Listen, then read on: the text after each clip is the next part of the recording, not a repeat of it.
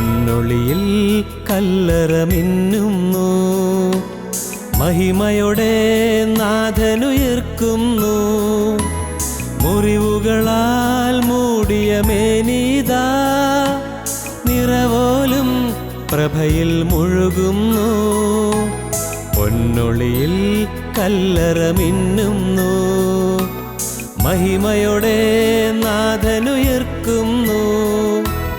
മുറിവുകളാൽ മൂടിയ മേനീതാ, നിറവോലും പ്രഭയിൽ മുഴുകുന്നു.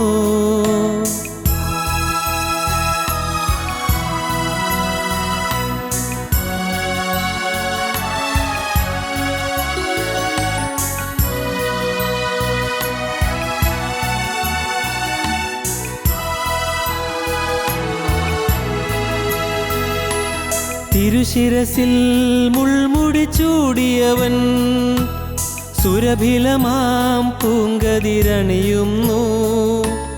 കണ്ണീരിൽ മുങ്ങിയ നയനങ്ങൾ കനകം പോൽ മിന്നി വിളങ്ങുന്നു.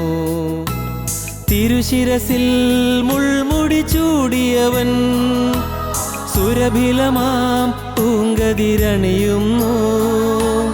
കണ്ണീരിൽ മുങ്ങിയ നയനങ്ങൾ കനകം പോൽ മിന്നി വിളങ്ങുന്നു.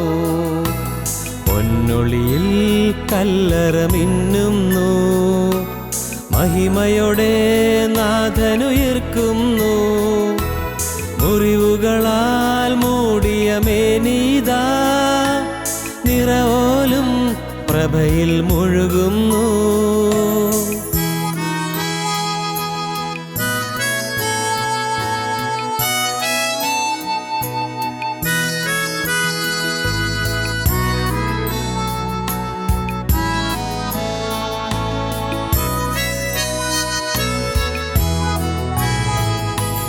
പുക പൊങ്ങും മരണത്താഴ്വരയിൽ പുതുജീവൻ പൂന്തളിരണിയുന്നു. മാനവരും സ്വർഗനിവാസികളും വിജയാനന്ദത്തിൽ മുഴുകുന്നു. പുക പൊങ്ങും മരണത്താഴ്വരയിൽ പുതുജീവൻ പൂന്തളിരണിയുന്നു. മാനവരും സ്വർഗനിവാസികളും വിജയാനന്ദത്തിൽ മുഴുകുന്നു. പൊന്നൊളിയിൽ കല്ലറ മിന്നുന്നു, മഹിമയോടെ നാഥനുയർക്കുന്നു. മുറിവുകളാൽ മൂടിയ മേനീതാ, നിറവോലും പ്രഭയിൽ മുഴുകുന്നു.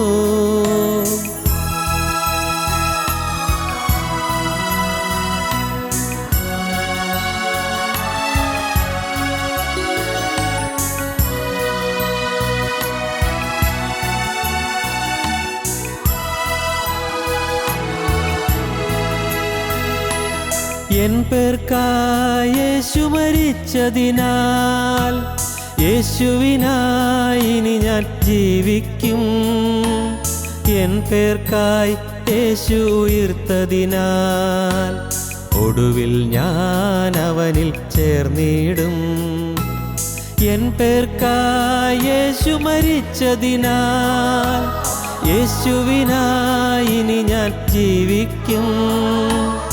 എൻ പേർക്കായി യേശു ഉയർത്തതിനാൽ, ഒടുവിൽ ഞാൻ അവനിൽ ചേർന്നിടും. പൊന്നൊളിയിൽ കല്ലറ മിന്നുന്നു, മഹിമയോടെ നാഥനുയർക്കുന്നു. മുറിവുകളാൽ മൂടിയ മേനീതാ, നിറവോലും പ്രഭയിൽ മുഴുകുന്നു. പൊന്നൊളിയിൽ കല്ലറ മിന്നുന്നു, മഹിമയോടെ നാഥനുയർക്കുന്നു.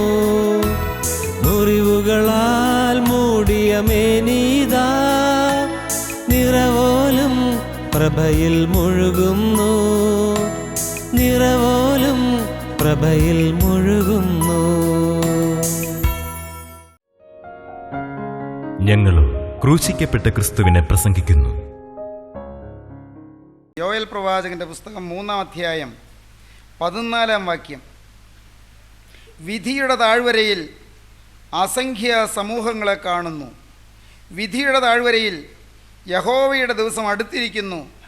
സൂര്യനും ചന്ദ്രനും ഇരുണ്ടുപോകും, നക്ഷത്രങ്ങൾ പ്രകാശം നൽകുകയുമില്ല. വിധിയുടെ താഴ്വര. താഴ്വരകളെക്കുറിച്ചാണ് നാം ചിന്തിച്ചു കൊണ്ടിരുന്നത്. ആണ്ടിൻ്റെ ആരംഭം മുതൽ അവസാനം വരെ യഹോവയുടെ ദൃഷ്ടി അതിന്മേലിരിക്കുന്നു. താഴ്വരകളെ കടന്നു പോകേണ്ടി വരും, പർവ്വതങ്ങളെ കയറി അപ്പുറം പോകേണ്ടി വരും. ഈ വർഷം പർവ്വതത്തിൻ്റെ അനുഭവങ്ങളുണ്ട്, മല കയറുന്ന അനുഭവങ്ങളുണ്ട്, ക്ലേശഭൂയിഷ്ടമായ അനുഭവങ്ങളുണ്ട്, താഴ്വരകളുടെ അനുഭവങ്ങളുണ്ട്, അധപ്പതനത്തിൻ്റെ അനുഭവങ്ങളുണ്ട്. മലകളും താഴ്വരകളും കടന്നു പോകേണ്ടി വരും.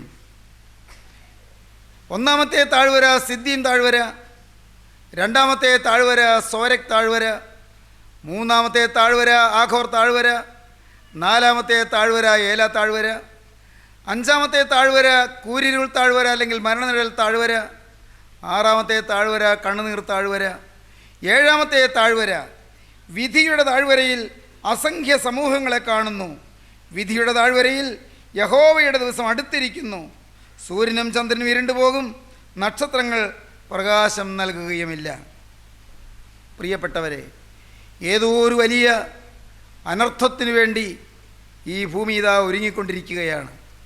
ഏതോ ഒരു വലിയ ഭീകരമായ ആപത്തിനു വേണ്ടി ഈ ഭൂമി ഒരുങ്ങിക്കൊണ്ടിരിക്കുകയാണ്. തിരുവചനം പറയും, സഖരിയ പ്രവാചകന്റെ പുസ്തകം 14-ാമത്തെ അധ്യായത്തിൽ പറയും, ഒലിവുമല രണ്ടായി പിളർന്നു പോകുമെന്നാണ്. 14-ാം അധ്യായം 4-ാം വാക്യത്തിൽ നാം അങ്ങനെയാണ് കാണുന്നത്. അന്നാളിൽ അവൻ്റെ കാൽ യെരൂശലേമിനെതിരെ കിഴക്കുള്ള ഒലിവുമലയിൽ നിൽക്കും. ഒലിവുമല കിഴക്ക് പടിഞ്ഞാറായി നടുവേ പിളർന്നു പോകും. ഏറ്റവും വലിയൊരു താഴ്വര ഉളവായി വരും. മലയുടെ ഒരു പാതി വടക്കോട്ടും മറ്റേ പാതി തെക്കോട്ടും വാങ്ങിപ്പോകും. എന്നാൽ മലകളുടെ താഴ്വര ആസൽ വരെ എത്തുന്നത് കൊണ്ട് നിങ്ങളെൻ്റെ മലകളുടെ താഴ്വരയിലേക്ക് ഓടിപ്പോകും എന്ന് യഹോവ അരുളി ചെയ്യുന്നു. വരാനിരിക്കുന്ന കാര്യങ്ങൾ പ്രവാചകൻ കാണുകയാണ്. സംഭവിക്കാൻ പോകുന്ന കാര്യങ്ങൾ പ്രവാചകൻ ദർശിക്കുകയാണ്. എന്താണ്? ഒരു വലിയ സംഭവം ഈ ഭൂമിയിൽ വരാൻ പോകുന്നു. വലിയ ചില ആപത്തുകളും അനർത്ഥങ്ങളും സംഭവിക്കാൻ പോകുന്നു. എന്താണ് സംഭവിക്കുന്നത്? ഭൂമിയിൽ ചില ചലനങ്ങളുണ്ടാകും.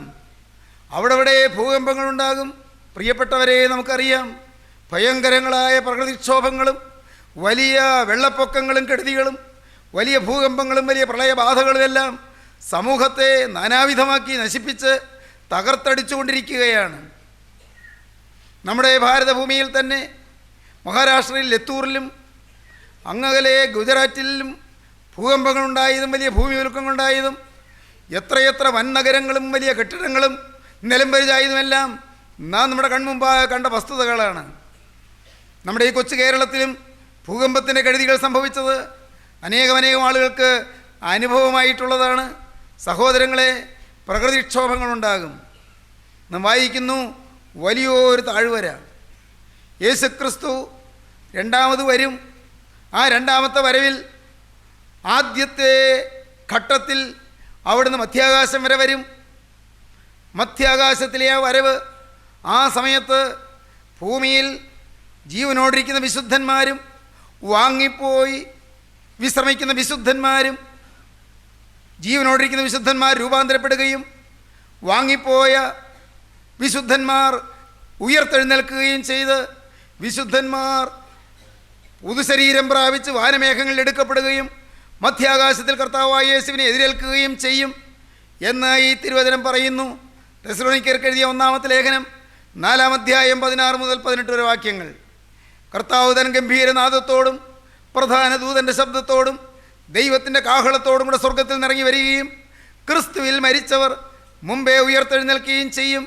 പിന്നെ ജീവനോടെ ശേഷിക്കുന്നവരായ നാം അവരോടൊരുമിച്ച് ആകാശത്തിൽ കർത്താവിനെ എതിരേൽപ്പാൻ മേഘങ്ങളിലെടുക്കപ്പെടും എന്ന് നാം ഇവിടെ വായിക്കുന്നു.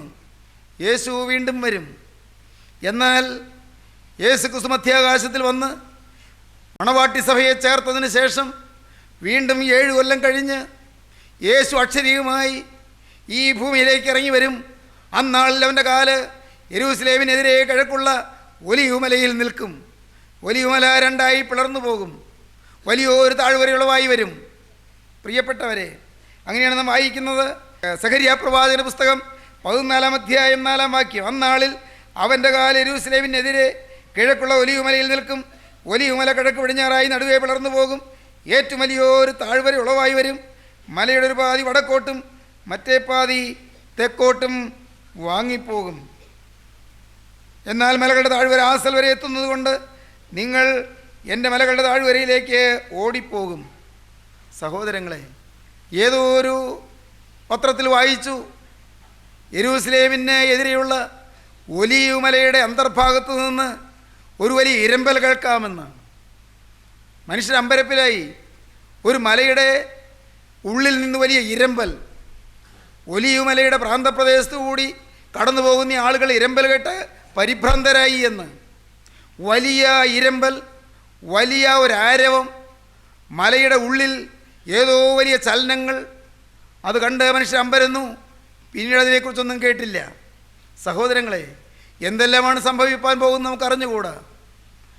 യേശുക്രിസ്തുവിൻ്റെ വരവ് ആസന്നമായിരിക്കുന്നു. അവിടുന്ന് വന്ന് വിധിയുടെ താഴ്വരയിൽ അവിടുന്ന് സിംഹാസനത്തിലിരിക്കും, ന്യായാസനത്തിലിരിക്കും. അതാണ് യോവേൽ പ്രവാചകൻ പറയുന്നത്. യോവേൽ പ്രവാചകന്റെ പുസ്തകം 3 അധ്യായം 14 വാക്യം. വിധിയുടെ താഴ്വരയിൽ അസംഖ്യ സമൂഹങ്ങളെ കാണുന്നു. വിധിയുടെ താഴ്വരയിൽ യഹോവയുടെ ദിവസം അടുത്തിരിക്കുന്നു. സൂര്യനും ചന്ദ്രനും ഇരുണ്ടുപോകും, നക്ഷത്രങ്ങൾ പ്രകാശം നൽകുകയുമില്ല. അടുത്ത വാക്യം.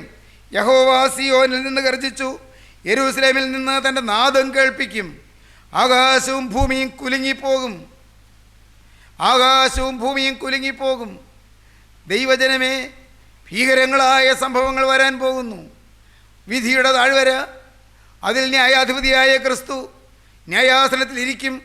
സകല ജാതികളെയും അവൻ്റെ മുമ്പിൽ കൂട്ടും.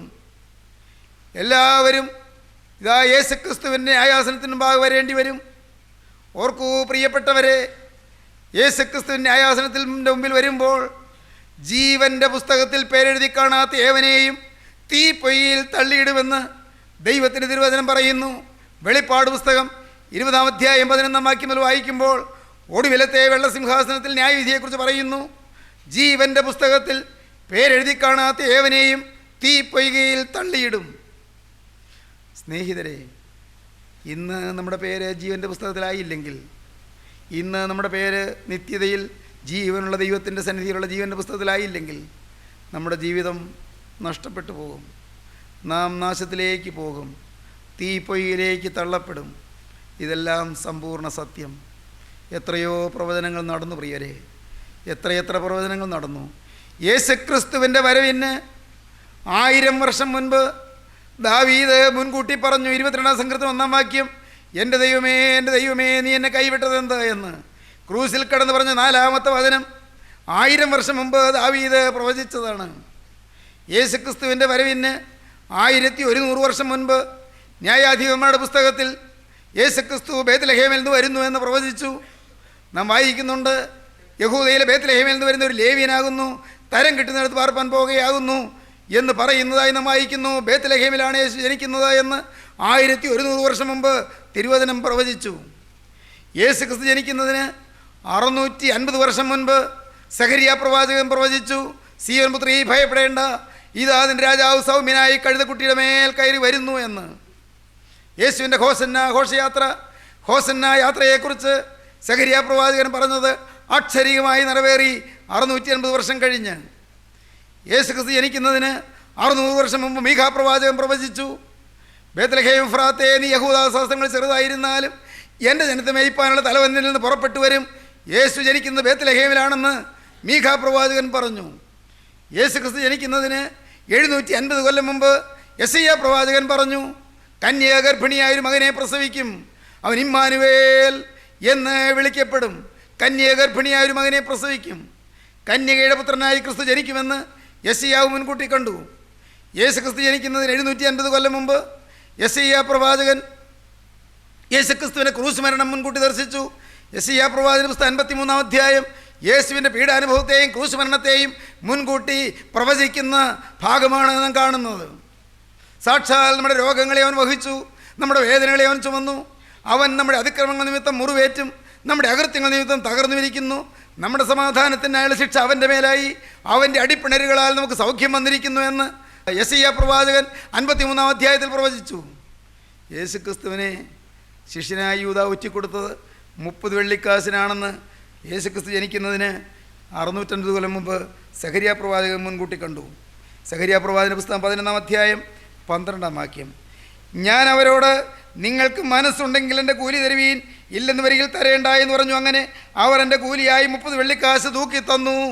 എന്നാൽ യഹോവ എന്നോട്, അത് ഭണ്ഡാരത്തിലിട്ട് കളക, അവർ എന്നെ മതിച്ചിരിക്കുന്ന മനോഹരമായ ഒരു വില തന്നെ എന്ന് കൽപ്പിച്ചു. അങ്ങനെ ഞാൻ ആ 30 വെള്ളിക്കാശ് വാങ്ങി യഹോവയുടെ ആലയത്തിൽ ഭണ്ഡാരത്തിലിട്ട് കളഞ്ഞു. 30 വെള്ളിക്കാശിന് യേശു വെറ്റിക്കൊടുക്കുമെന്ന് യേശുക്രിസ്തു ജനിക്കുന്നതിന് നൂറ്റാണ്ടുകൾക്ക് മുമ്പ് പ്രവാചകൻ പറഞ്ഞു. അക്ഷരികമായി നിറവേറി. യേശുക്രിസ്തുവിനെക്കുറിച്ച് പറഞ്ഞ പ്രവചനങ്ങൾ ഒന്നൊന്നായി നിറവേറി വന്നു. പ്രിയപ്പെട്ടവരെ, ന്യായവിധിയെക്കുറിച്ച് പറഞ്ഞിരിക്കുന്നതും അക്ഷരികമായി നിറവേറുക തന്നെ ചെയ്യും.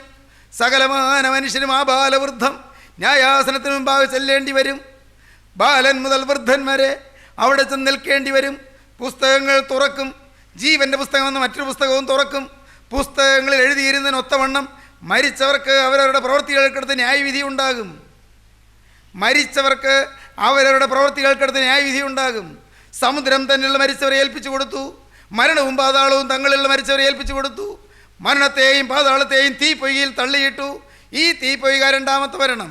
ജീവൻ്റെ പുസ്തകത്തിൽ പേരെഴുതി കാണാത്ത ഏവനെയും തീപ്പൊയ്കയിൽ തള്ളിയിടുമെന്ന് ദൈവത്തിൻ്റെ തിരുവചനം വ്യക്തമായി പറഞ്ഞിരിക്കുന്നു, അസന്നിഗ്ധമായി പ്രസ്താവിച്ചിരിക്കുന്നു. വെളിപ്പാട് പുസ്തകം 20-ാം അധ്യായം 11-ാം വാക്യം മുതൽ വായിക്കുമ്പോൾ ഈ ഒടുവിലത്തെ ന്യായവിധിയെക്കുറിച്ച് നമുക്ക് കാണാം. സഹോദരങ്ങളെ, യേശു വീണ്ടും വരും. വിധിയുടെ താഴ്വര തുറക്കും. വിധിയുടെ താഴ്വരയിൽ ഇതാ നിത്യരാജാധിരാജനായി ക്രിസ്തു സിംഹാസനസ്ഥനായിരിക്കും. ഇന്ന് മുൾമുടിയേറ്റ് കടന്നുപോയവനാണ്, അവൻ രാജകിരീടം ചൂടി മടങ്ങി വരും. ഇന്ന് കന്നത്തടിയേറ്റ് കടന്നുപോയവനാണ്, അവൻ രാജാധിരാജാവായി അവൻ ചെങ്കോൽ വഹിക്കുന്നവനായി മടങ്ങി വരും. ഇന്ന് മുഖത്ത് തുപ്പിലേറ്റ് കടന്നുപോയവനാണ്, അവൻ ജാതികളെ ഭരിപ്പാനുള്ള മേയ്പ്പാനുള്ള തലവനായി അവൻ എഴുന്നള്ളി വരും. അവൻ രാജാധിരാജാവായി, അവൻ ചക്രവർത്തികളുടെ ചക്രവർത്തിയായി അവൻ മടങ്ങി വരും. രാജാധിരാജൻ, നിത്യരാജാധിരാജൻ്റെ അരുമകുമാരൻ, അവൻ വീണ്ടും വരും. ദൈവത്തിന് സ്തോത്രം. സഹോദരങ്ങളെ, വിധിയുടെ താഴ്വര. ഈ താഴ്വരയിൽ നിങ്ങൾ ചെല്ലുമ്പോൾ നാം എന്തു ചെയ്യും? നിങ്ങളെങ്ങനെ നിൽക്കും? യഹസ്കേൽ പ്രവാചകൻ അതിനെക്കുറിച്ച് പറയുന്നുണ്ട്. യഹസ്കേൽ പ്രവാചകൻ്റെ പുസ്തകം 22-ാം അധ്യായം 14-ാം വാക്യം. ഞാൻ നിന്നോട് കാര്യം തീർക്കുന്ന നാളിൽ നീ ധൈര്യത്തോടെ നിൽക്കുമോ? നിന്റെ കൈകൾ ബലപ്പെട്ടിരിക്കുമോ? യഹോവയായി ഞാനത് അരുളി ചെയ്തിരിക്കുന്നു, ഞാൻ നിവർത്തിക്കുകയും ചെയ്യും. ദൈവം നമ്മോട് കാര്യം തീർക്കുന്നൊരു നാളുണ്ട്. അവൻ വന്ന് കണക്ക് നോക്കുന്നൊരു നാളുണ്ട്. അവൻ ഓരോരുത്തനും അവനവൻ്റെ പ്രവർത്തിക്കത്തക്കവണ്ണം പകരം ചെയ്യുന്നൊരു നാളുണ്ട്. കോരിന്ത്യർക്ക് എഴുതിയ 2-ാമത്തെ ലേഖനം 5-ാം അധ്യായം 10-ാം വാക്യം പറയും, അവനവൻ ശരീരത്തിലിരിക്കുമ്പോൾ ചെയ്തത് നല്ലതാകലും തീയതാകലും അതിന് തക്കവണ്ണം പ്രാപിക്കേണ്ടതിന് നാം എല്ലാവരും ക്രിസ്തുവിൻ്റെ ന്യായാസനത്തിന് മുമ്പാകെ വെളിപ്പെടേണ്ടതാകുന്നു. ഓരോരുത്തർക്ക് അടുത്തതായ പ്രവൃത്തികൾക്കടുത്ത് ന്യായവിധി ഉണ്ടാകുമെന്നാണ് തിരുവചനം പറയുന്നത്. ജീവികളെയും മരിച്ചവരെയും ന്യായം വിധിപ്പാൻ ഒരുങ്ങിയിരിക്കുന്നവന് അവർ കണക്ക് ബോധിപ്പിക്കേണ്ടി വരുമെന്ന് പത്രോസിൻ്റെ 1-ാമത്തെ ലേഖനം 4-ാം അധ്യായം 5-ാം വാക്യം പറയുന്നു. പത്രോസിൻ്റെ 1-ാം ലേഖനം 1-ാം അധ്യായം 17-ാം വാക്യം പറയും, മുഖപക്ഷം കൂടാതെ ഓരോരുത്തരും അവനവൻ്റെ പ്രവർത്തിക്കത്തക്കവണ്ണം ന്യായം വിധിക്കുന്നവനെ നിങ്ങൾ പിതാവെന്ന് വിളിക്കുന്നുവെങ്കിൽ നിങ്ങളുടെ പ്രവാസകാലം ഭയത്തോടെ കഴിപ്പീൻ.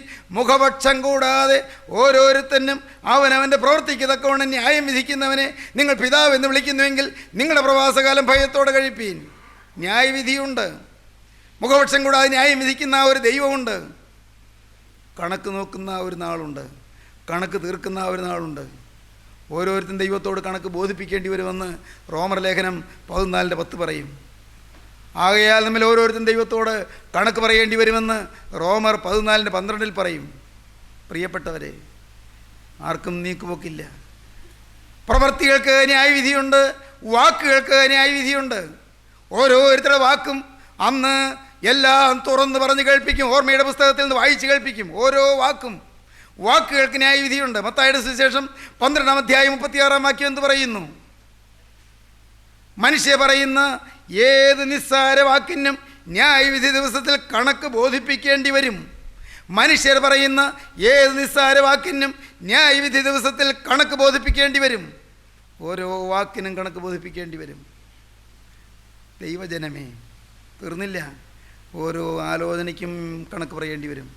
ബുദ്ധിയിൽ കൂടിപ്പോയ ചിന്ത, ചിലരോടുള്ള നീരസ ചിന്ത, ചിലരോടുള്ള വൈരാഗ്യ ചിന്ത, ചില അശുദ്ധ ചിന്ത, ചില മ്ലേച്ഛ ചിന്ത, ചില അഴുക്ക് വികാരങ്ങൾ, പുറത്ത് പറയാൻ ലജ്ജിക്കുന്ന ചില ചിന്തകൾ ഇന്ന് പുറത്ത് പറയുന്നില്ല, അന്ന് പരസ്യമായി വായിച്ച് കേൾപ്പിക്കും.